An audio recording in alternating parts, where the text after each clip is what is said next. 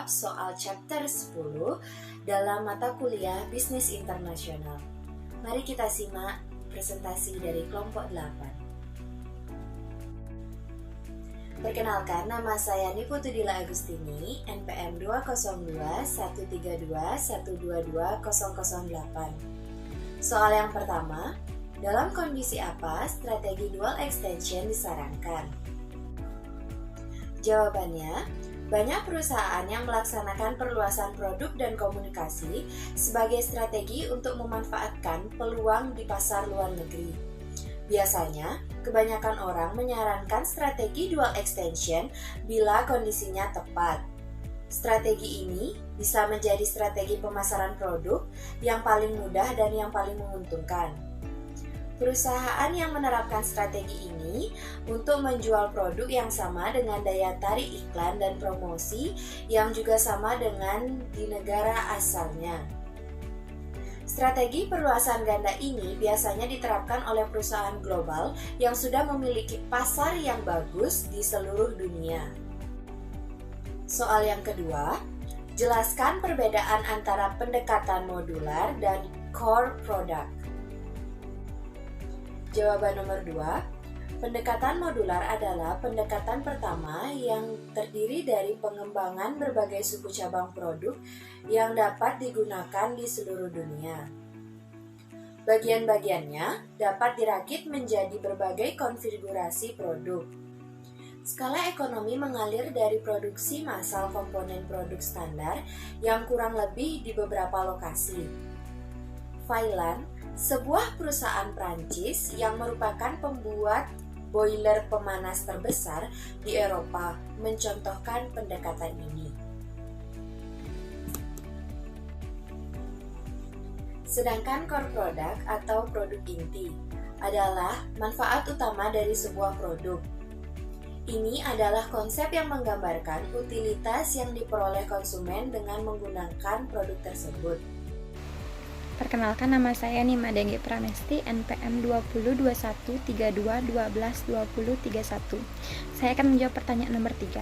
Jelaskan dalam kondisi bagaimana strategi desain produk global lebih tepat digunakan. Beberapa perusahaan hanya mengadopsi produk atau kebijakan komunikasi yang sama yang digunakan di pasar dalam negeri mereka sebagai perpanjang dari strategi produk atau komunikasi lokal mereka ke pasar luar negeri mereka. Perusahaan lain lebih memilih untuk menyesuaikan strategi mereka dengan pasar lokal. Strategi adaptasi ini memungkinkan perusahaan untuk memenuhi kebutuhan dan keinginan pelanggan asingnya. Alternatif ketiga adalah mengadopsi strategi penemuan di mana produk dirancang dari awal untuk pasar global. Strategi desain produk global dapat digunakan kapan saja. Perkenalkan, nama saya Nilu Putusinti Artawati, NPM 202132122034. Soal nomor 4. Biaya apa yang muncul saat mengadaptasi suatu produk untuk diluncurkan di pasar luar negeri? Biaya yang muncul yaitu biaya pabrikasi yang dimana jumlah biaya langsung dan tidak langsung, sehingga harga mulai cenderung terlalu tinggi atau terlalu rendah dari segi permintaan konsumen dan kondisi pasar sasaran. Dan di mana biaya pemasaran juga terlibat dalam peluncuran produk di pasar luar negeri. Biaya pemasaran merupakan biaya yang memberikan informasi produk sejelas-jelasnya, baik dari mulai fungsi dan keunggulan produk yang akan diluncurkan di pasar luar negeri, sampai harga serta cara mendapatkan produknya.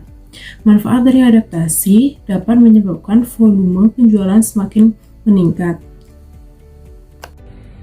Perkenalkan, nama saya Nila Dewi Valentina dengan NPM 201321322054. Di sini saya akan menjawab pertanyaan nomor 5, yaitu perusahaan multinasional cenderung bergerak ke arah sprinkle strategi dalam hal keputusan waktu peluncuran global mereka.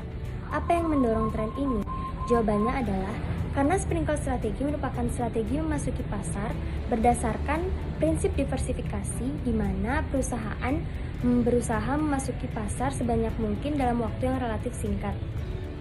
Yang mendorong tren strategi ini adalah di mana perusahaan bisa memasuki pasar global dengan waktu yang singkat, tentunya memberikan keuntungan bagi perusahaan karena dapat mengoptimalisasikan penggunaan waktu dalam pemasaran. Strategi ini merupakan cara yang lebih cepat untuk penetrasi pasar di seluruh dunia dan menghasilkan keuntungan pertama kali. Apa kelemahan menggunakan seluruh negara sebagai tempat uji pasar untuk produk baru yang akan diluncurkan secara global atau regional? Di sini saya akan menjawab kelemahan yang bisa terjadi dalam uji pasar menggunakan seluruh negara untuk produk baru yang akan diluncurkan, yaitu 1. Kebutuhan atau keinginan para konsumen di berbagai negara. Lalu ada merek yang kita buat, karena tidak semua konsumen itu tertarik pada merek yang kita buat. Lalu ada kualitas produk yang akan kita luncurkan.